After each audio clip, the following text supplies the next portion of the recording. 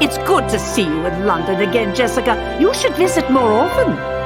I know. Somehow I will try to find the time.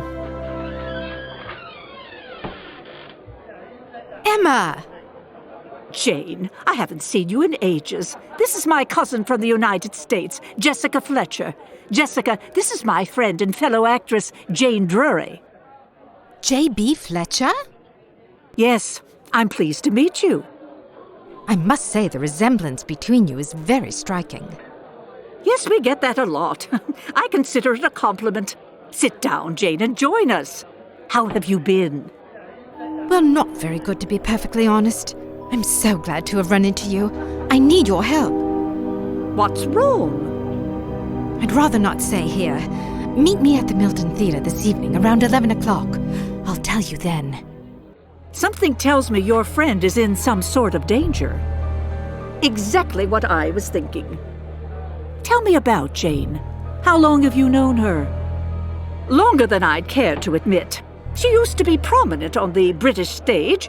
Her most recent ex-husband, James Winslow, is the manager over at the Milton Theatre. Good evening, ladies. The theatre's closed for the night. James, is that you? Emma MacGill! I didn't even recognize you. Jessica, this is James Winslow, who manages the Milton. And who was recently married to Jane? Guilty as charged, I'm afraid. Jane asked us to meet her here. Have you seen her? No, the place is deserted. I was just locking up to go home myself. Maybe she left us a note in her dressing room. We're a bit worried about her, actually. All right, then. Follow me.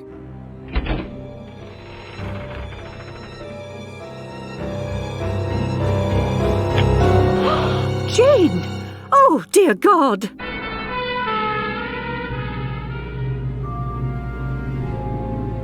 Ladies, my name is, Jessica Fletcher, as I live and breathe. Hello, Inspector Crimmins. It's good to see you again, though I wish it were under better circumstances.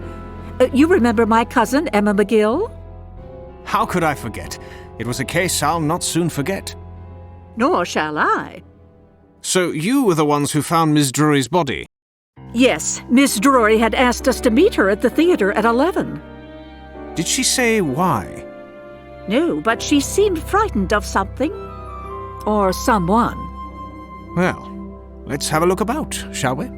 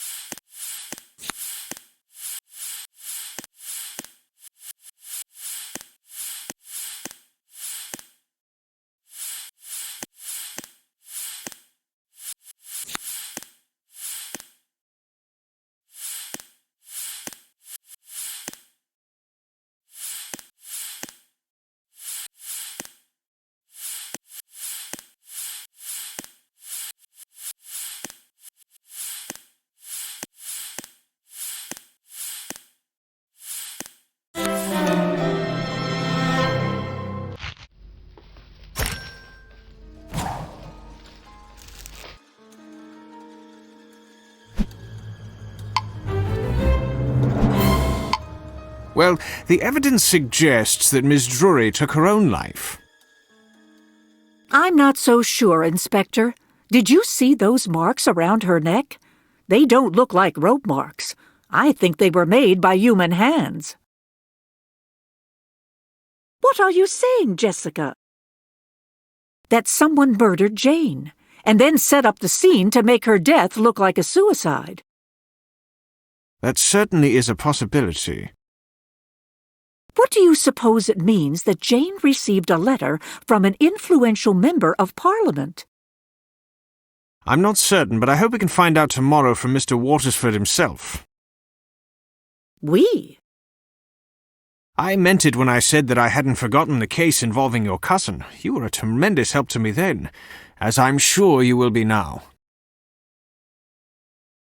Thank you, Inspector. I'm happy to help in any way I can. It seems you were right about what you saw in Miss Drury's dressing room last evening. The medical examiner has confirmed that she was strangled and then hanged after she was dead. Oh, dear. I'm hoping that Mr. Watersford can shed some light on that empty envelope we found. Ah, here he is now. Good morning, Inspector. Crimmins, sir. And this is Mrs. Jessica Fletcher. How may I help you? I need to ask you a few questions about Jane Drury, an actress well known in the West End. Did you know her? Just in passing. Why do you ask? Last night she was found murdered in her dressing room at the Milton Theatre. She's dead?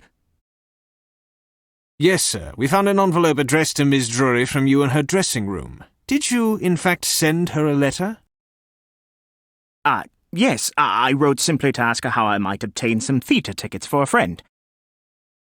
I see. If you'll excuse me, I've got a meeting to attend.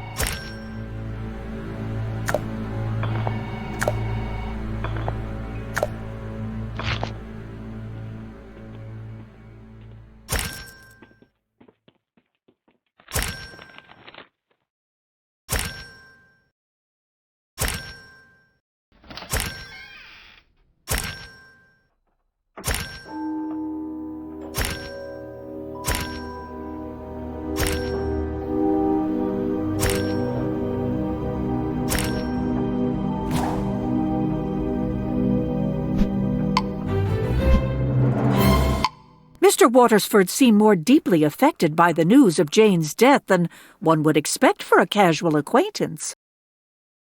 Yes, I caught that too. Emma and I are going back to Covent Garden. Something there frightened Jane, and we need to find out what, or who it was. The best chance we have to figure out what frightened Jane yesterday is to try and see through her eyes. It's worth a try, I suppose. This is right by the chair Jane was in.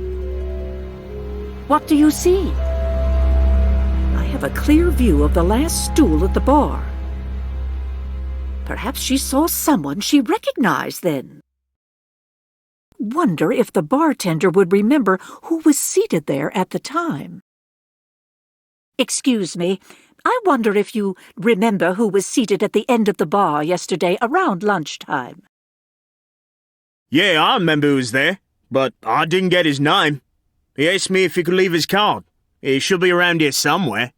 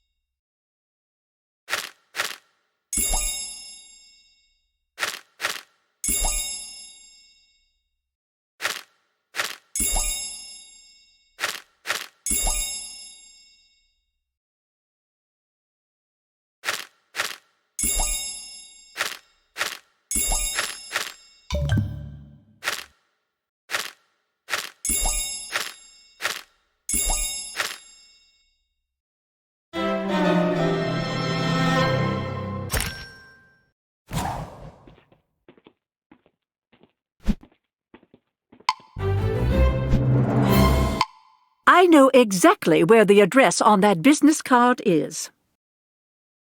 Looks like that's our next stop. Are you Mr. Giles Badge Pie? At your service. A friend of mine, Jane Drury, has been murdered. Oh, hell. And we have reason to believe that you may have been following her. Yes, I was observing her on behalf of a client. And who is that client? Sorry, I can't say. Client confidentiality. If you'll excuse me, I'll take this out in the hall.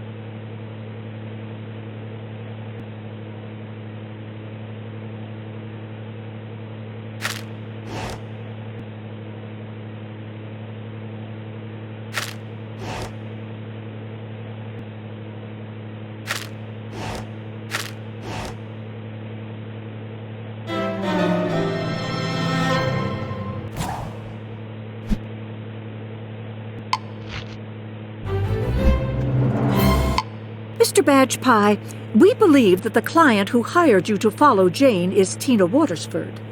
Would she be the wife of Nigel Watersford, member of the House of Commons? How did you... Oh, forget it. Yes, I was working for her. Please excuse me. I'm a busy man. I think Inspector Crimmins and I should pay a visit to Mrs. Watersford and find out why she hired Mr. Badge Pie. She lives in a place called Wellinghall. Sounds very upscale. May I help you? Inspector Crimmins of Scotland Yard, Mrs. Watersford, and this is Mrs. Jessica Fletcher. You've heard, no doubt, of the murder of Miss Jane Drury? Of course, who hasn't? We discovered that she was being followed by a private investigator named Giles Bajpai. Is that so? Yes, we paid Mr. Badge Pie a visit and found out that the person who hired him was you, Mrs. Watersford. Is that true? Yes, it's true. I suspected that my husband was having an affair, so I hired Giles to find out more.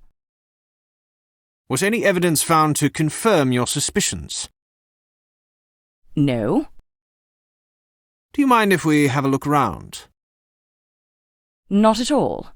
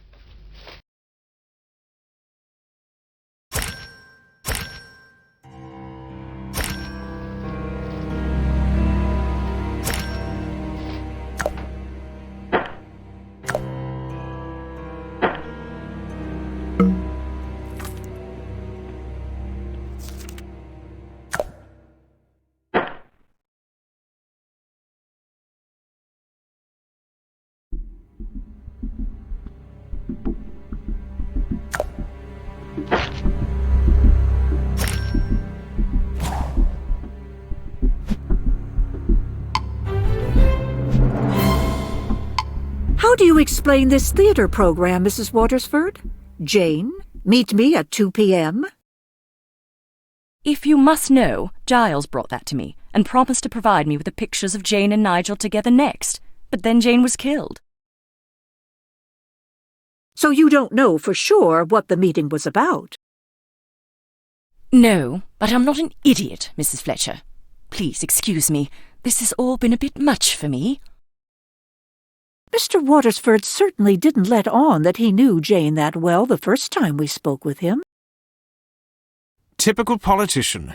We'll see what he has to say for himself now. Mr. Watersford, may we have a minute? More questions, Inspector. I told you I barely knew the unfortunate Miss Drury.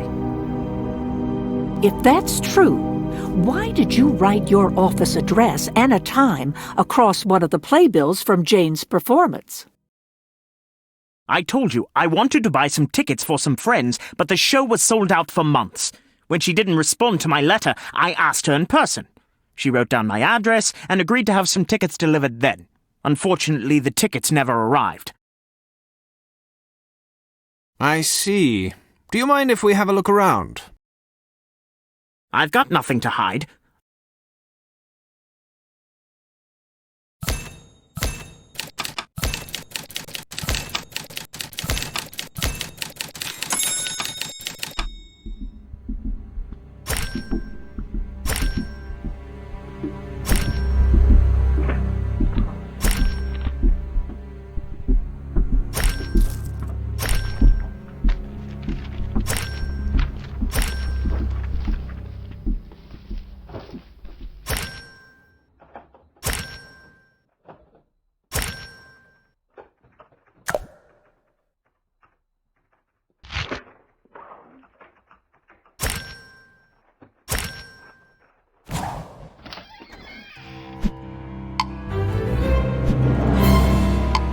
Nigel lied when he said that the earring belonged to his wife.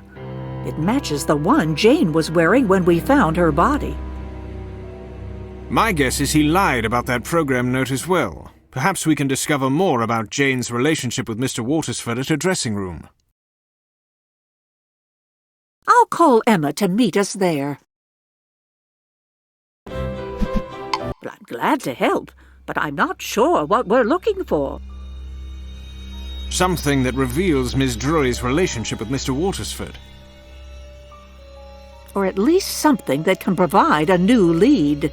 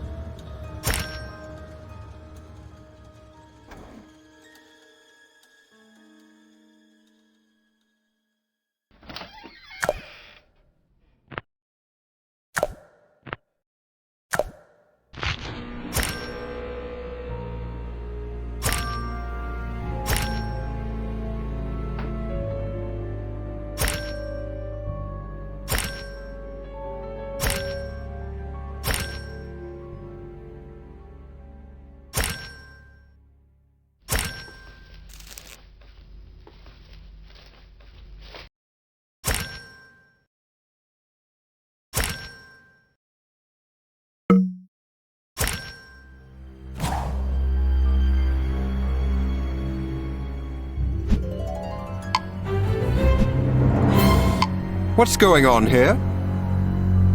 Just having another look around the scene of the crime, Mr. Winslow. Why were you insisting that Jane sign a contract with such unfavorable terms for her? Look, I had no choice. The Milton isn't doing very well financially. I had to try and cut expenses. Did the negotiations ever get heated? At times, I suppose. Jane and I were used to fighting. We used to be married, after all. I'll be taking the contract with me. How long is this dressing room going to be sealed, Inspector? I'd like to be able to tell the theatre's charwoman when she can clean up the room for a new occupant. The theater employs a regular cleaning lady. Yes, she comes every night, around 9 p.m. So Jane must have been killed sometime after 9 p.m., but before we arrived at 11 p.m. That does narrow it down. Giles Badgepie admitted that he was following Jane. I wonder if he has an alibi for that time. Agreed. Let's pay him another visit tomorrow. The office is unlocked, but no one's here. Perhaps Mr. Badgepie stepped out. With the rain coming down like it is, I'm sure he'll hurry back. What are you people doing here? We just had a few questions for you, Mr. Badgepie, such as where you were 2 nights ago between the hours of 9 and 11 p.m. I was in a pub down on Exeter Street, waiting to meet with a client, but he never showed. Mr. Badgepie, I noticed your wet footprints matched the ones we found in Jane's dressing room the night she was killed.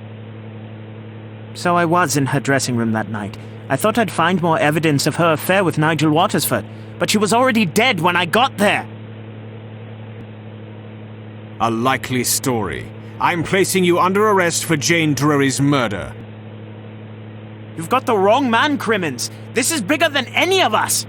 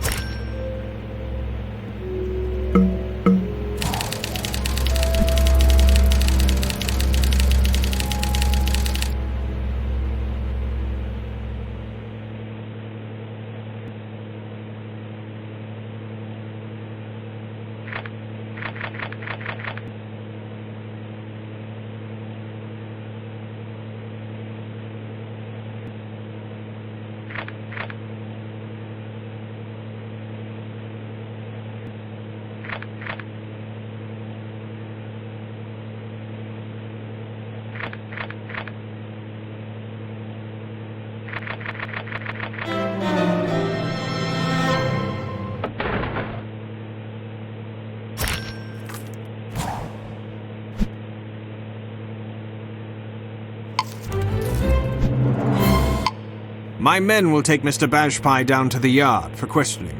In the meantime, would you care to accompany me to Welling Hall? Mrs. Waltersford will want to know what happened to her private investigator. I'd be happy to. Please do come in. Is there any news on the murder? The private investigator you hired has been arrested on suspicion of the murder of Miss Drury. He has. He mentioned something concerning your husband's affair. He said that it was bigger than any of us. Do you have any idea what he meant by that? None at all. Mr. Bajpai took a picture of Jane alone on the street, carrying an attaché case. Does it look familiar to you at all? It resembles one my husband has, but I can't say for sure. He has so many, you see. You're welcome to look around and see if you can find it here.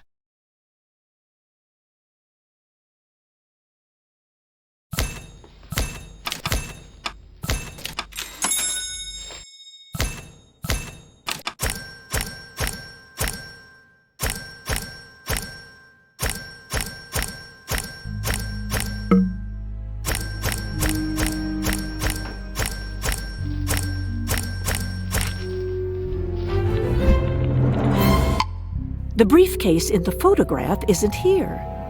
Perhaps Jane took it from Mr. Waterford's office. I'm beginning to wonder if there was something in it that could have gotten Jane killed. If it belonged to Mr. Watersford, he would be the one to ask about its contents. Mr. Watersford, I think it's time for you to come clean about your relationship with Miss Drury, and about a certain attaché case of yours that may have gone missing.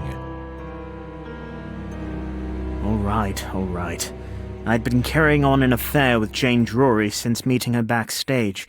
I fell head over heels for her. Did you see her on the day she was murdered? Yes, she was here. And so was the attaché case. It contained some sensitive papers. After she left, I saw that the case was gone. I ran out to try and catch her, but she was already lost in the crowd. But how would Jane have known that there was anything in the attaché case worth stealing? I'm ashamed to say I told her what was in it. I was trying to impress her, telling her about the important things that were entrusted to my keeping. For God's sake, man, why didn't you raise an alarm, or at least contact Scotland Yard once you knew they were missing? I was trying to avoid a scandal, and I was hoping Jane had a good explanation. May I ask what sort of sensitive papers were in the case? A draft of a top-secret defense proposal. If that should become public, it would be a major embarrassment at best, a breach of national security at worst. I see. With Jane murdered and the attaché case missing, the story will be all over the press in no time. Now, Mr. Watersford, pull yourself together. Let's get you straightened up.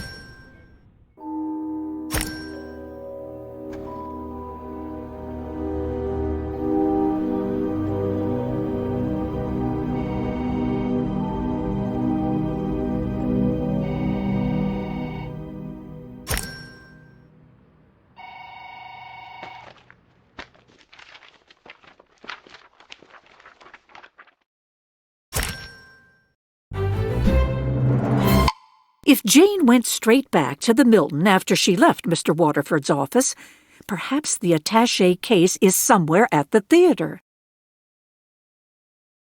But we found no sign of it in her dressing room. Maybe it wound up somewhere else there. Her ex-husband's office, perhaps?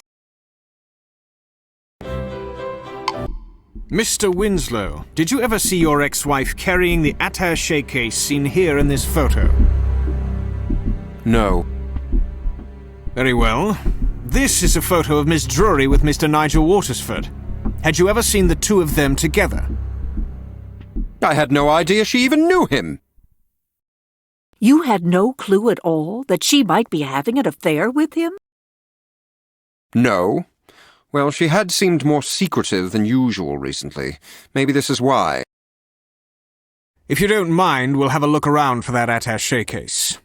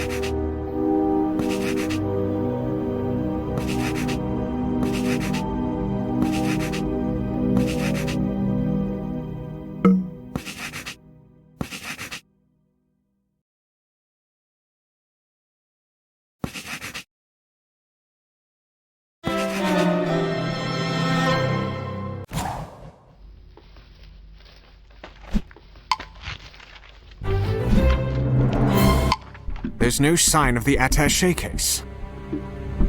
Inspector, I don't believe James was ignorant of Jane's relationship with Mr. Watersford. Why is that? Because the note from Nigel to Jane was found in James' office, but the envelope it came in was found in Jane's dressing room. If the envelope was in her dressing room, it couldn't have been misdelivered.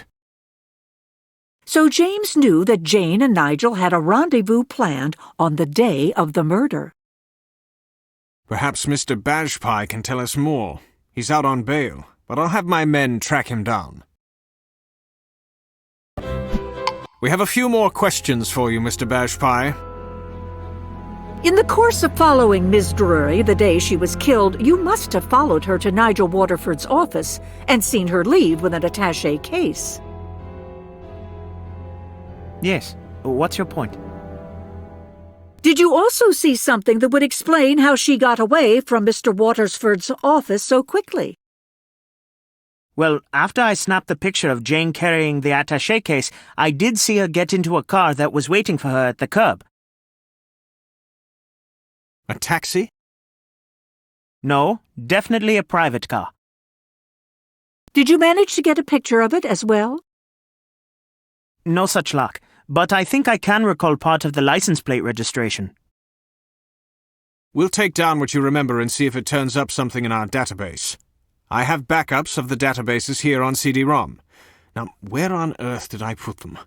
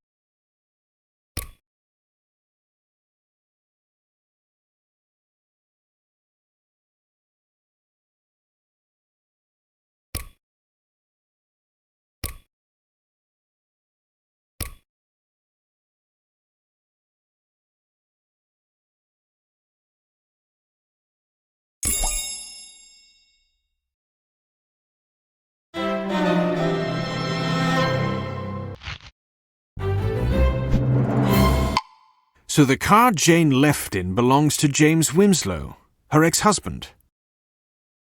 James must have known about the attaché case after all, since it was with Jane when he picked her up. There's no sign of Mr. Winslow. Good. I think we may learn more here without his help.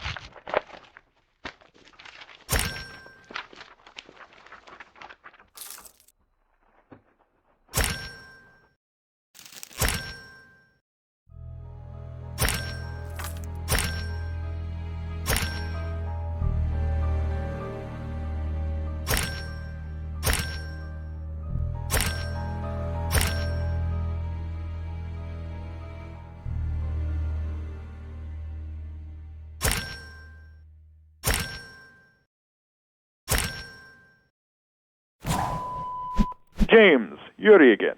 This is your last chance. If you want to discuss a deal, you need to meet me in Regent's Park with the merchandise by 10 o'clock tonight. No more stalling.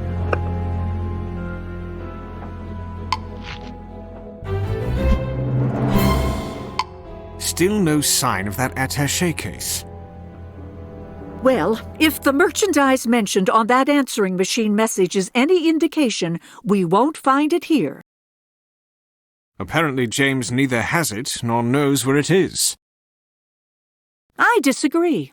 I think James knows very well where it is. The answering machine message merely means he hasn't gone back to retrieve it yet. But we're running out of time to find it before he does. But where could it be? The only logical place is Giles Badgepie's office. Giles saw Jane with the attaché case, saw her get into a car driven by James with it, and he was in her dressing room later that evening. That must be when he took it. Well, let's go have a look then. There's an awful lot of mail here. Mr. Badgepie hasn't been here for a while. Being arrested tends to make people rethink their lives. The briefcase must be here. I'm certain of it.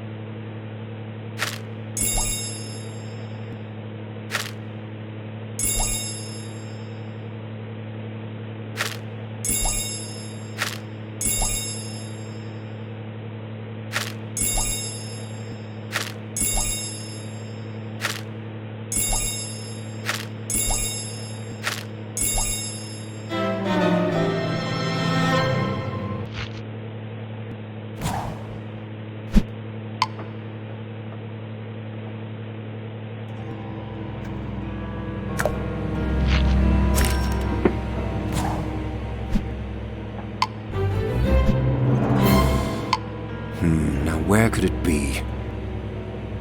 Looking for this attaché case, Mr. Winslow? I don't understand. How... Because you and Jane were working together to steal top-secret information from Nigel Watersford. I've never tried to do anything of the sort. I'm sorry, James. But the fact that Mr. Badgepie saw you pick Jane up in your car after she stole the case from Nigel makes it difficult to believe that you are innocent in all of this. Purely speculation. You have no evidence. Actually, we do. We have your answering machine with a call on it that can be traced back to your buyer, Yuri. Who is Yuri, James?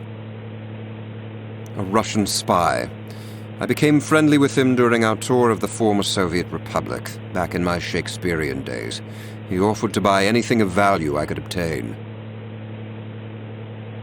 You knew about Jane and Nigel's relationship, didn't you? I did. And I knew that Nigel had access to valuable information. I told Jane if she could get her hands on any sensitive material from his office, I'd split the proceeds with her. What happened the day that she took the attaché case? I picked her up in front of Nigel's office as arranged, but Jane insisted on keeping the case in her possession and accompanying me to my meeting with Yuri. But Jane regretted what she'd done, and when she spotted Emma and me at Covent Garden, she approached us for help. And when she spotted Giles watching her, it scared her off. I knew she'd had second thoughts when she failed to meet me before our rendezvous with Yuri, so I went to a dressing room to look for her. And found her dead? Yes. I'm ashamed to admit I was actually more concerned about the attaché case. Before I could search for it, I heard someone coming, so I hid. Did someone enter the room? Indeed, it was Giles Badgepie. After he got over his shock at seeing Jane dead, I watched as he found the attaché case and left with it. A perfect crime of opportunity. I was trying to catch up to him when I ran into you at the theater. Mr. Winslow, you're under arrest for breaking and entering, espionage charges, and very possibly murder. Emma, it's me, Jessica. Do you know if Jane ever changed her name to Winslow after she married James? I see. I'm going to need your help with something. Oh, hello. It's Miss MacGill, isn't it? That's right, love, but you can call me Emma. May I have a word with you? Of course. My cousin just called to tell me that Jane's ex-husband, James Winslow, has been arrested. She said he was the one who put Jane up to stealing that attaché case from your husband, which has now been recovered. So? So, don't you see what a golden opportunity this is? I'm afraid I don't. I figure I can sell the story to the press. An actress seduces an influential member of Parliament and steals his secrets for her ex-husband. A story like that should be worth a tidy sum. What does any of this have to do with me? Well, because if you added your side of the story, it could enhance its value. You can tell all of England exactly what your deceitful husband was up to, so his tarnished reputation doesn't rub off on you. I just don't know. I've got a fresh pot of tea ready. May I offer you a cup? That would be lovely. I'll just wait right here then, shall I?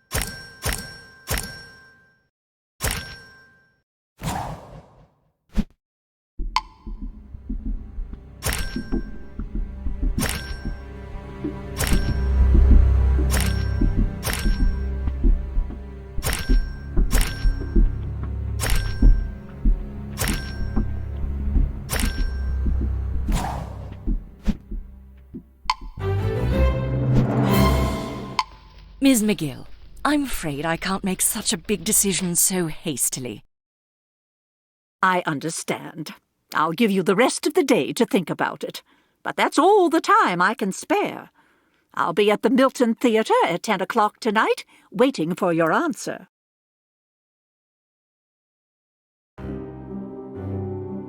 Good evening, Mrs. Watersford. Thank you for coming. Ms. MacGill asked me to meet her here. Actually, I was the one who wanted to talk to you. Emma merely arranged it so that you'd come. Talk to me? About what? About why you murdered Jane Drury? You must be joking. I'm not. The key was the handkerchief we found next to Jane's body. At first I assumed it was Jane's. After all, her most recent ex-husband's name is Winslow. But Emma confirmed for me that Jane never took James Winslow's last name and never had the initials J.W. So? So, once I realized that your name, Tina, was short for Justina, it made sense who had dropped the handkerchief in Jane's dressing room. And what other reason would you, Justina Watersford, have to be there except to confront the woman who was having an affair with your husband? This is absurd. I'm not the only person with the initials J.W. It's obvious that James Winslow was the one who killed Jane. He was jealous of her affair with my husband. I'm not so sure of that, Mrs. Watersford. I have one last thing to check.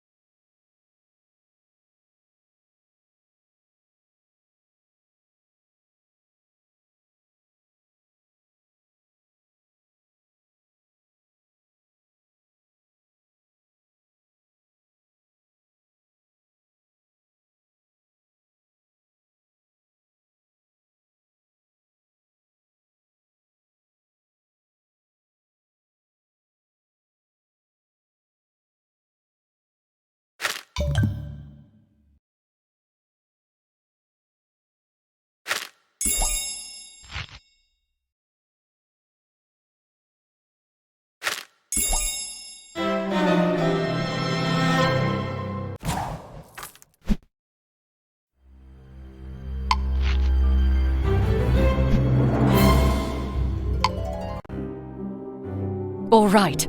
It's true. I was here because Giles told me that Nigel was having a relationship with Jane, and I wanted to put a stop to it. We argued, and then Jane said something that sent me right over the edge. What did she say? That Nigel said he couldn't wait to escape from our marriage. It confirmed what I had suspected for some time. Having this other woman throw it in my face made me lose all control, and I strangled her. And when you realized she was dead, you tried to make the scene look like a suicide. You didn't know that first James and then Giles would come into the dressing room afterwards and find her dead. I certainly didn't know they'd find her and then act like such fools to make themselves look guilty. And when each were arrested, well, neither would have been much missed. That doesn't justify letting them take the blame for a murder you committed. Maybe not, but with everything I have at stake, I'm not about to let that get in the way. And I'm not about to let you expose me as a murderer either.